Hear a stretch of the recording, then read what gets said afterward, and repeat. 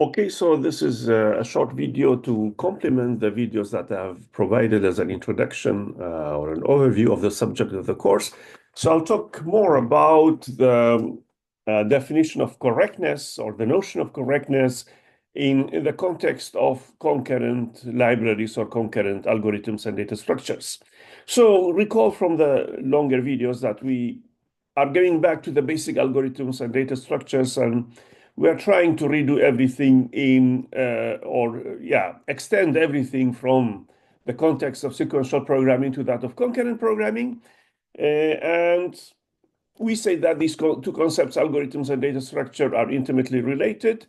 This is already true for the context of sequential programming, and certainly true also in the context of this course where we study concurrent algorithms. So, in fact, one of the most basic examples of a data structure or an abstract data type is that of a register. So a register is simply a single store that stores some data value. Here we assume that without loss of generality that the content is an integer. And you can think of a register either as a variable in a program or a register in a hardware circuit. So just holds a piece of data, in this case, an integer. So here we have a typical example of a configuration of a register where we have stored the value 7 inside the register. Now, as an abstract data type, and again, as I mentioned in the long videos, it has some behavior. And informally, we say that the content of a register is an integer. It allows two operations, read and write operations. Now, the write stores a new value to the register. And a read returns the current stored value in the register. So or in principle, it returns the latest written value, which is the most important property of a register. You return the latest written value, and the read operation does not change the content of the register. So for instance, if you perform a write operation, write 5, then we immediately change the content of the register to 5.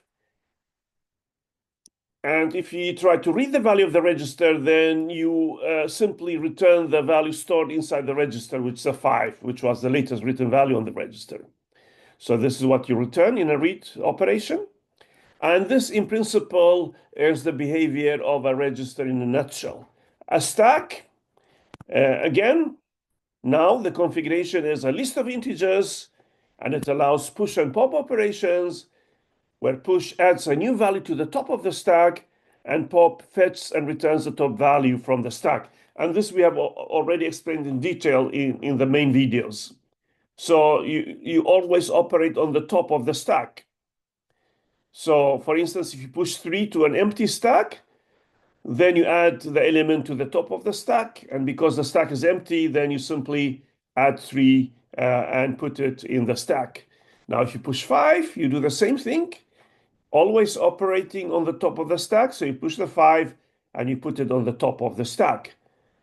And now maybe you push 4 and you do the same thing. You push 4 and make it the topmost element in the stack. Now, what the pop does, the pop operation, is that it removes the element from the top of the stack. So in this case, the pop will return a 4. It fetches the 4 from the stack, removes it, and returns the value of 4. So this is why we sometimes call stacks as last in, first out data structures. So the last value that was put inside the stack will be the first to be fetched by a pop operation. So all this is nice and simple, almost trivial, well known to us from the context of sequential programming. Now, when you come to concurrent programs, the situation will be more complicated because of the simple reason that you may have multiple threads operating on the same data structure at the same time and possibly interfering with each other. So let's look at what happens. So let's suppose that we go back to our simple data type or data structure, which is a register. And we have 7 inside the register. Now we have 2 threads, Remember this symbol that we used in the main video, these threads that are represented as screws, the threads of screws. So now we have two threads, the green thread, thread 1, and the red thread, thread 2, both of which are trying to write a value to the register concurrently. So now there is a conflict between these two registers because they are trying to write different values to the register. So the question is, who goes first and what the result of these two write operations will be? So for instance, one scenario is that, so you see that you have these two write operations that are trying to write on the register. So now in one scenario, the 4 will go first, thread 1 will go first, it writes 4 to the register, followed by the second thread writing a 1 to the register. So you see that in this case, because thread 1 went before thread 2, the ultimate or the final value of the register was a 1. So you see that there is an inherent, what we call an inherent non-determinism due to concurrency. Once you have concurrency, you have inherent non-determinism due to the scheduling of the threads. So it's not clear which one will go first. It's up to the scheduler, and the scheduler has non-deterministic behavior. So it's beyond the control of the programmer. And this is what we call the non-determinism that's induced by concurrency. And here we see a nice example of that. So here we have concurrent write operations. So the question is which thread goes first, and this is not known to us. It's not beyond the control of the programmer. This is what we call the non-determinism due to concurrency. And you will get different results in general depending on the order in which you schedule your threads. So the question is, what does it mean for the register to be correctly implemented in this setting? In the sequential setting, it was obvious. It was like you always read the latest written value to the register. But here there is no notion of latest written value because you have concurrent write operations. And this is a big question that we will answer in the rest of the course. So we first define what we mean by correctness of concurrent data structures, concurrent libraries, and then we study methodologies to establish such correctness criteria. So this is another scenario where the second thread now goes first and the first thread goes afterwards. The first thread goes in the second step, and therefore the ultimate result or the final result will be a 4. So here thread 2 goes before thread 1, and therefore the result of the content of the register after the 2 operations will be a 4. So the question is whether it's the 1 or the 4 which is the correct behavior of the register, or maybe both. And this is what we will try to define later in the course. So now to do that, what we will do in this course is that we will always consider a timeline. So this timeline represents the different events that can occur, the different interactions by the threads with the library.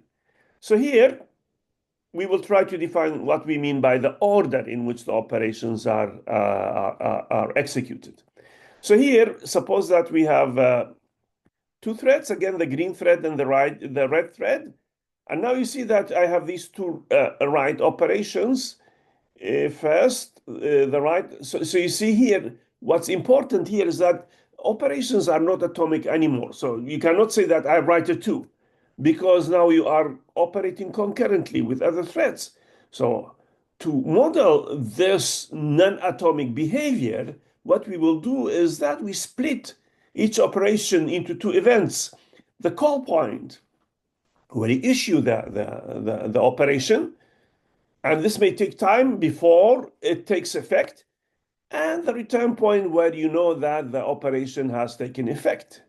So recall again in the sequential setting, this distinction between calling and returning points is not important. Why is that? Because if you interact with the library as a sequential program, you issue your operation, and by definition, you wait until the library has returned to you before you continue executing.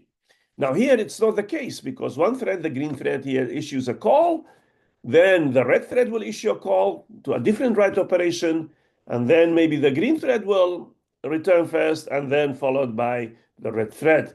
So you see here that this is what we call concurrent write operations, because the intervals of the two write operations, as defined by their call and return points, they overlap. So none of them is clearly before the other.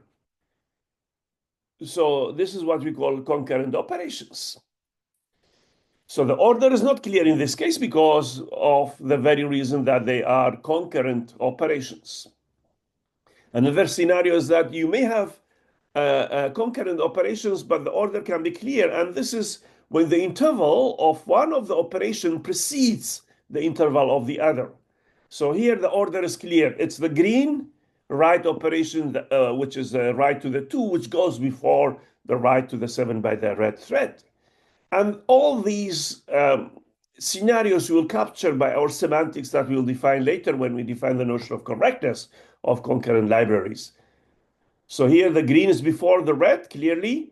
Here again, it's not clear because the intervals overlap, but they overlap in a special way where one of them is completely included in the other. So here it's not clear which one of them will take effect before the other. So the order is not clear again. So in short, we can say that the order between two operations is not clear if their intervals overlap. And this we will capture formally later in the course. So here, again, to the example, this is exactly what we mean when we say that the order is not clear because one of them may go before the other, or one of them may take effect before the other. And it's not, you have a question mark here, it's not clear which one is before the other. So the question again, as I told you, what it means for the register to be correct. Now to answer this question, we will define the concept of correctness, and this will depend on two concepts. One of them is in which order or in which way you order the operations, and then what you expect your data structure or your abstract data type to satisfy. So in the case of stacks, again, in the presence of concurrency, it's not clear because it's not clear whether you get the 347 configuration or the 374 configuration, depending on which thread goes first. So these are two possible outcomes of these two operations. So which thread goes first, and depending on which thread goes first, you get different or obtain different results. Okay, so now, as I told you, one task in the definition of correctness of concurrent libraries is to define the order, what it means to have the correct order between the operations that are involved in an execution of the library. The second one is that which properties you expect to be satisfied by the abstract data type. And this takes us back to what we call safety properties in the main video, which is abstract description of the expected behavior of the program. So for safety properties, we say that nothing bad will happen during the execution of the program, or rather, this is what we try to achieve where we implement our libraries. So if you go back to registers, in fact, this notion of correctness can be of different types. It's not only the ordering of the operations, but also what you expect your abstract or your library to satisfy. And in fact, there are different properties that you can demand of the library. So weak properties and stronger properties. So the weakest property that you can expect a library implementing registers to satisfy is that no out of thin air values. So this means that you can never read a value that has not been written by any write operation before you. So let's look at an example. In fact, the concepts that I will explain here, they will be formally or precisely defined later in the course. So here is just an overview. So we have our timeline. In this case, we have 4 threads, each one of them with its own timeline. or rather there is a global timeline, but I draw them separately for each thread to make the pictures more clear. So you have 4 threads: green, red, yellow, and blue. So now these threads will perform concurrent operations at different time points that I represent by these vertical lines. So maybe the green thread starts writing a 2 or issuing or calling the operation write 2. And then in the next time point, the red thread will issue the operation write 7 or call the operation write 7. So you see that these operations have not yet returned. And then maybe the next time point, the yellow thread issues a read call. And now in the next time point, the write to 2 by the green thread will return.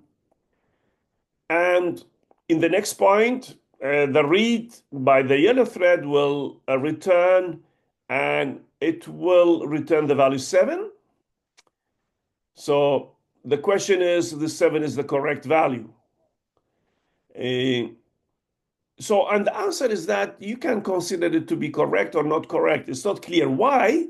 Because look at the specification that you have provided. We say no out of thin air value. So this means that we require that the read operation will not return any value which has been not written by any thread before. So the interpretation of the correctness of the read operation here depends on whether the write operation on 7 has taken effect or not. And this we will make clear later in the course. So if the write to 7 has not taken effect, then the read value is, or the read 7 is clearly out of thin air, because no write operation on 7 has taken effect before. But at the moment it's not clear, because these operations are concurrent. So now in the next steps, you will have a write to, and then both call and return to write to by the blue thread. So now maybe the red thread will return its write operation. And in the next step, the read or the red thread will read a value. And then the yellow thread will read a value, and it returns the value 2. Now the question is whether this 2 read 2 will satisfy the specification that we have, that no out of thin air value. So the question is whether there has been a write on 2 before in this current execution. And the answer is yes, because there is a write on 2 by the blue thread before. So now maybe in the next step, the red thread will read the value 5, but this is a violation of the specification, because if you look at the execution, the portion of the execution preceding the read operation, you will not see any written values that are equal to 5 on the register. So this is really clearly a violation of the specification of no out of thin air value. So this violates the specification of the current specification, that of a register.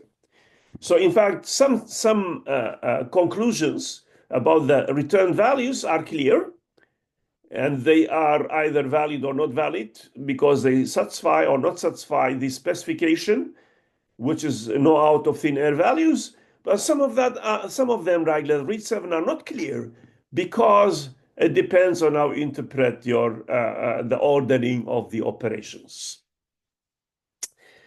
Okay, so now if you change the read, the last read, the value returned by the last read by the red thread to 7, then there is no out of thin air values, because the 7 now clearly has been written by the write before it, which is a write to 7 by the red thread.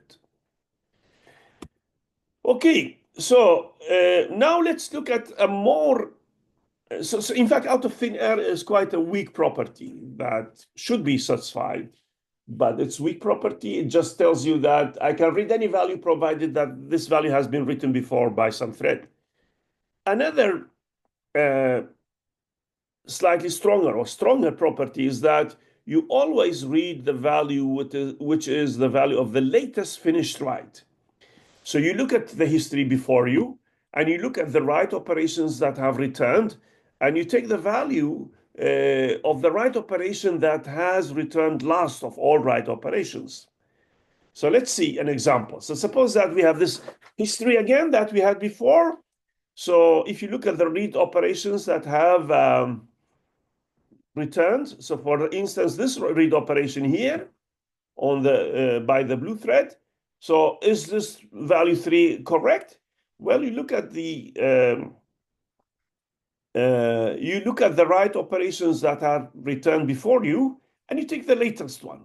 And if you look at the write operations that have returned, there are two write operations that have returned before you, namely the write 2 by the green thread and the write 3 by the yellow thread. So these are the write operations that have returned before the read returns the value 3.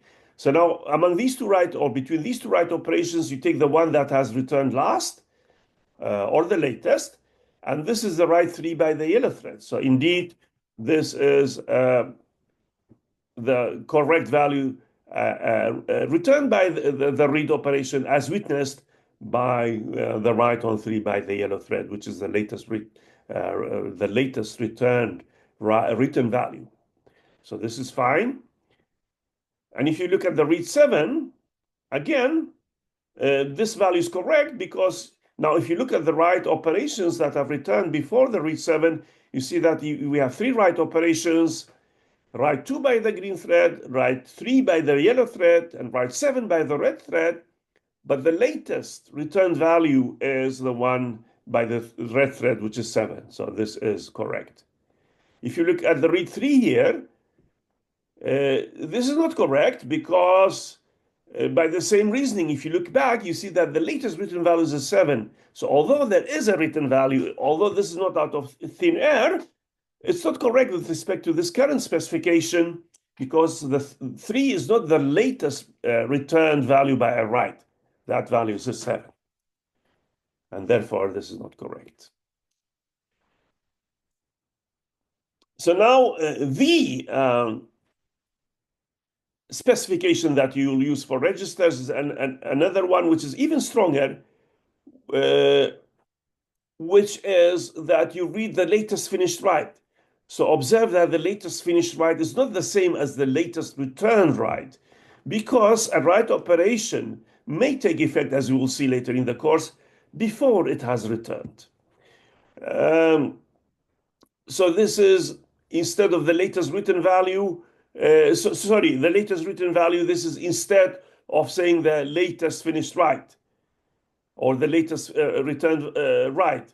So, sorry, I made a mistake. So instead of looking at the latest finished write or the latest returned write, we now look at the latest written value. And the latest written value is not the same as the latest written write, because as I told you, the latest written value, a write value or a write operation may take effect before it finishes, before it returns. So in fact, if you now look at the read 7 here, so the question is whether this is correct or not.